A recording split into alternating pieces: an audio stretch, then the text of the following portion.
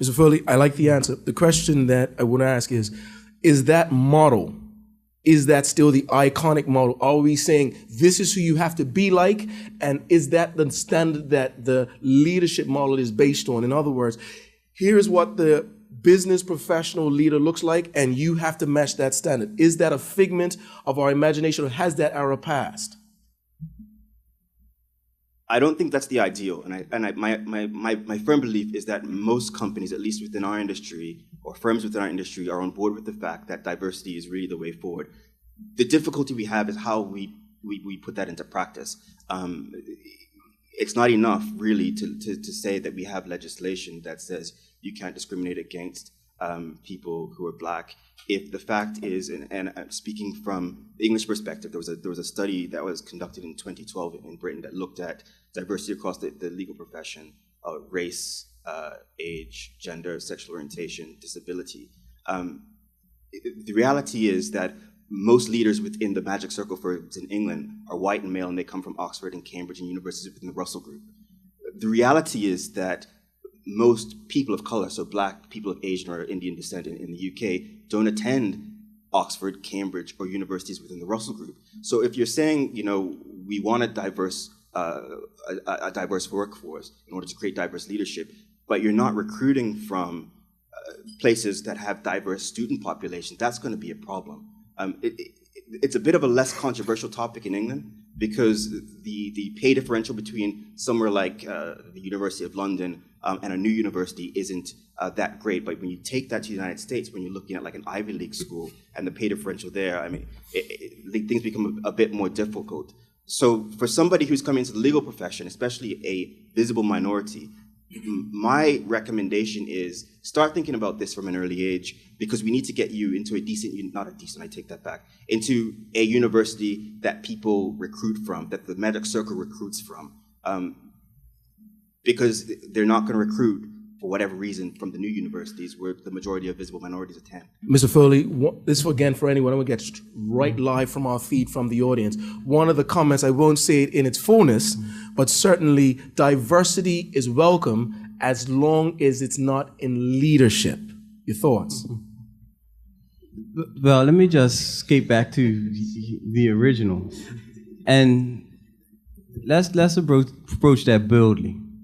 Society has conditioned us to think that our white male counterparts are more superior. That's a fact. That's undeniable. The media, elements in our society condition us to believe that. What we don't see is a break from that status quo in terms of that model.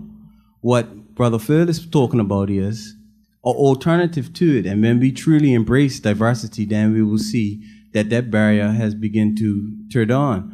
But certainly, if you were to pull just children versus, there's numerous studies, and I think, Brother Riley, if you've done your studies on this one, you should have enough evidence to support in terms of just picking the black doll versus the white doll. The same event in a comic strip, the white child bringing back money and the black child bringing back money, there are studies to say that the black child stole the money while the white child found the money on the ground and is returning the money. This is a reality. This is how our minds are conditioned, and this is why people of African American or black persons speak to the children to try to re-educate them about the true value that they possess. And this is black families are having that conversation with each other in terms of trying to empower their children to change the mind frame, to move away from the mode of what society is trying to lead you to believe. Any other comments? I'll pick up on where Jason left off. It's not very often that even though I kind of have the CDC things he said. But I think perception is reality. So I mean, especially if you look in Bermuda and you look at kind of leaders in businesses, I think that's what you see. So that perception becomes reality. I think a big part of actually developing opportunities for individuals is around kind of socio-economic opportunities. So what Mr. Theta is saying around kind of the schools, just activities, what you're doing from a social perspective makes a huge difference in what your opportunities are going forward. So, people may trash me for this, but I mean, by being able to go for a drink on Front Street at Protocol makes a huge difference from going to a drink kind of in back of town as far as kind of developing opportunities. That's reality. You have to be able to kind of open yourself up to the social opportunities, because people will hire and they will promote and they will work with people that they feel comfortable with. So who should, if your scenario is based true, you're talking about a Front Street opportunity as opposed to a North Hamilton opportunity. Who should be the one to enter into the diverse environment? Who should be the one? I personally think that it's all of us opportunity. I mean, there's no reason why we shouldn't be able to expose other races except to our experiences, and vice versa. I think very often we actually kind of engage in their experiences, but there's always opportunity for us to engage them in our experiences as well, just to broaden them. What would you say to the individual who says that it's typically, historically, always the males and the black individuals that are always ingratiating themselves into that environment? Suppose they said they would like to see it the opposite way around. What would you say to that? Okay. Excuse me 1 second. I just want to make sure. Chris, did you want to enter? Did you want to say anything? I did do an earlier comment, but also, I mean, I can answer that as well. In terms of just simply, I think it takes effort on all parts. If we're really going to build an inclusive and diverse society in Bermuda throughout leadership ranks, throughout businesses, it's everyone that needs to think about how we break down those boundaries, and the accountability needs to be on all of us. Just going back to before, though, I just want to quickly touch upon one thing. I've seen a trend, a positive trend, in companies wanting to diversify their leadership ranks. And I think before, a lot of companies could succeed by just maintaining the status quo. And what I'm seeing now is they see the hard figures. They say, look, this percentage of the world's talent population, educated population, are going to be women by this point. This percentage of the world's educated population that are traditionally underrepresented minorities are also growing.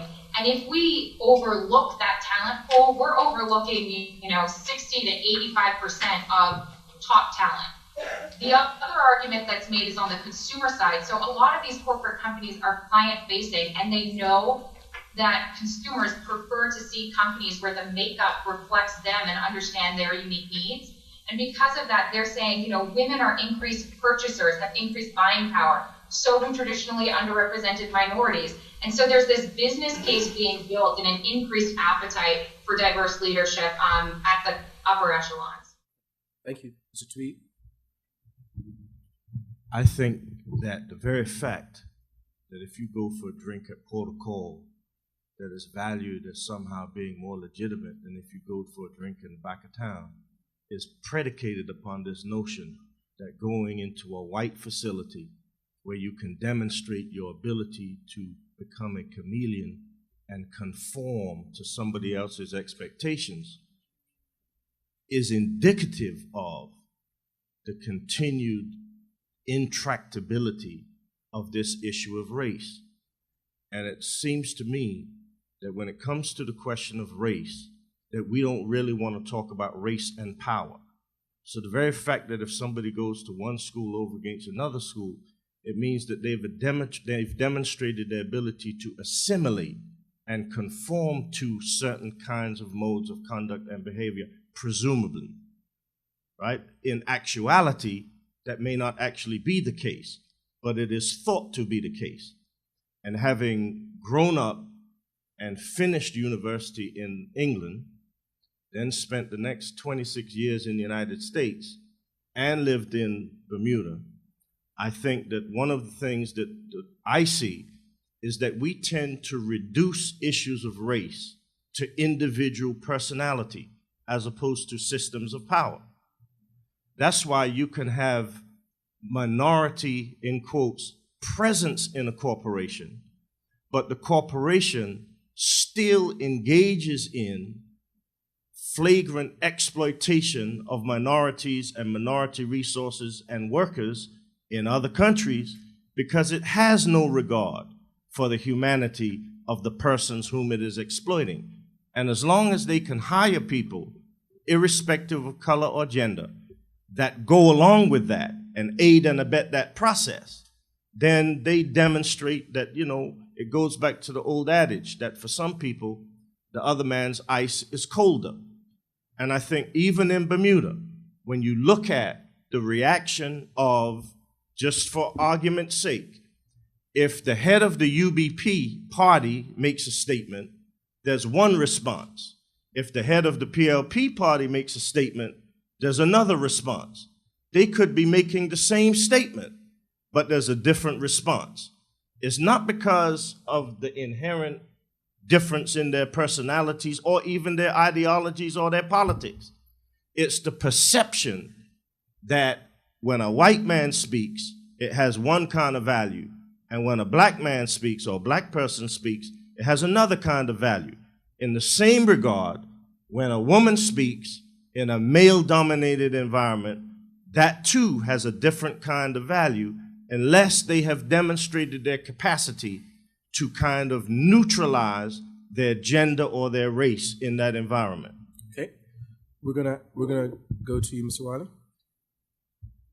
Well, following on from Reverend Tweed, he basically covered the area that I was going to cover. I will say this.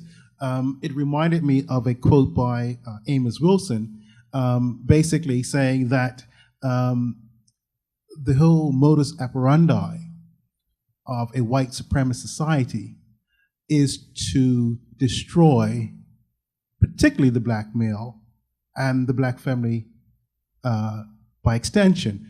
And when they are able to do that, what it means is that when it happens, the world will feel justified because they aren't as of the same value. And you see that being played out time and time again, certainly in the United States, but also you see the same thing happening in Bermuda. The black leadership is not valued, as Jason has mentioned, because we have been socialized to believe that those blacks in leadership are not of the same value and will not produce the same. Let's then, I see you, Marlon, I see you chomping at the bit. Well, it was a couple points in there. Guys, we're gonna now. About 4 points ago. Just so you know, we're gonna now, because we're getting close. We're gonna ask everyone. You're gonna have to make your comments a lot shorter because we still have a bunch of things that we want to get into. So we're gonna ask you to just make your comments a little shorter. So we go to Marlon, and then we'll go over to you, Ms. Mello. Yeah, like I said, my points were about 4 points ago. I'll just touch back on when we touched on diversity. I think we need to better define what we mean when we say diversity. Yeah. So in this room, we're diverse. Yeah. If I made a team, I built a team that was 50% black, 50% white, 50 male, 50 female, 50 expat, 50 mutant. On paper, we are diverse, right? But true diversity, in my opinion, comes from an exchange of culture, an exchange of ideas and acceptance of those ideas. That, in my opinion, is true diversity. And until we have that, then we're gonna continue to struggle with these other things. But to Craig's point, Craig took some licks just now on the whole Port of Call thing, but it is reality. I think that is the reality. The thing is, to his point, I kind of feel like you got to go where the opportunities are.